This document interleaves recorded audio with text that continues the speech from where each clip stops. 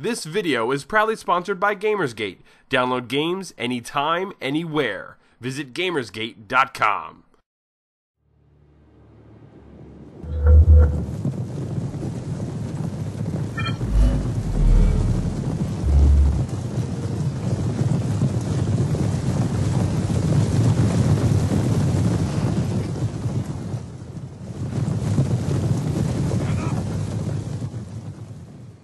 With the all-round success of Total War Shogun 2, the bar and future expectations for the venerable Total War series is set relatively high. Given the Creative Assembly's success in making sequels to their most popular titles like Shogun and Medieval, it was only a matter of time before the development of Total War Rome 2. After months of amazing screenshots and gameplay videos and a test drive at E3, we were super excited to delve into this with open arms, expecting to be thoroughly surprised. Rome 2 features several of the series' classic modes such as the Grand Campaign, historical battles, quick and custom battles, and multiplayer, both cooperative and competitive. Within the Grand Campaign, Rome 2 features 8 playable factions. Players who pre-ordered the game have access to Athens, Sparta, and Epirus through the Greek States Culture DLC, which is questionable as the Greek factions were automatically playable in the first Rome game. The campaign in Rome 2 can be described by one word: massive. There are 3 different types of victory conditions: military, economic, and cultural, all of which sound similar to the Civilization games, giving players a new way of achieving domination short of total conquest and annihilation. Players will immediately notice a cleaner user interface on both the campaign map and the battle map, with many functions condensed into smaller, minimized windows. Though a good effort to minimize clutter on the screen, it seems that many essential functions were completely dropped, such as the ability to click a button to change the direction of army formations during battles, and the ability to auto-manage taxes. City management received a nice overhaul, allowing players to manage multiple towns and cities through the game's new province system. Players can also set individual policies for each province, which has unique effects on public order, income, and cultural development. Military recruitment has been shaken up. It now allows players to easily recruit new generals, in stark contrast to Shogun 2. Recruiting new units is done in the field, but armies become immobile during recruitment, which is uncharacteristic of all the past games. This could be a source of frustration for people, as it delays when you can attack enemy settlements and forces. The campaign map is one of the most visually in-depth and dynamic ever seen in the series, with varying environments and terrain features. Also, as you manage your provinces, you can actually see the rapidly changing cityscapes from development and population expansion.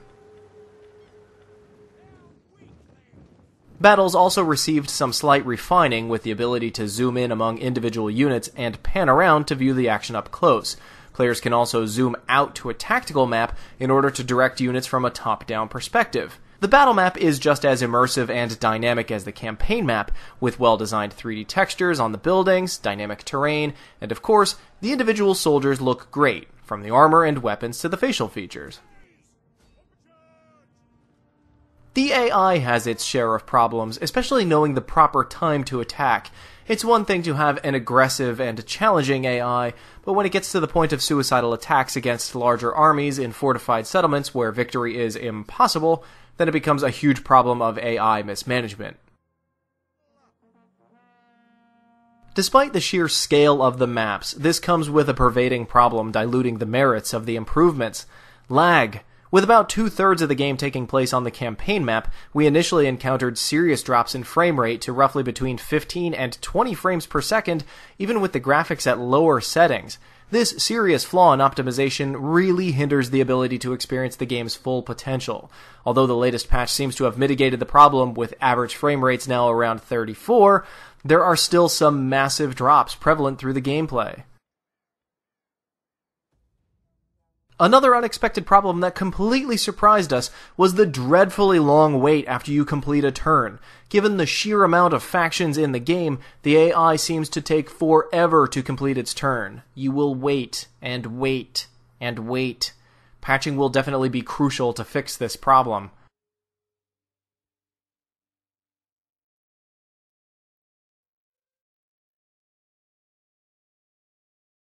We were happy to see the multiplayer retain most of what was seen in Shogun 2, including the ability to play cooperatively in the main campaign, as well as being able to fight in battles together. However, as in the single player, we encountered the glaringly long wait times for the AI to cycle through the unending parade of small factions, even with the game set to skip the AI moves during the end turn phase. This is particularly frustrating, especially when on average, we were only completing 4 turns in the span of an hour. All in all, Realm 2 feels like a rough beta rather than a finished product. We are almost completely disappointed with what was no doubt one of our most anticipated games of the year.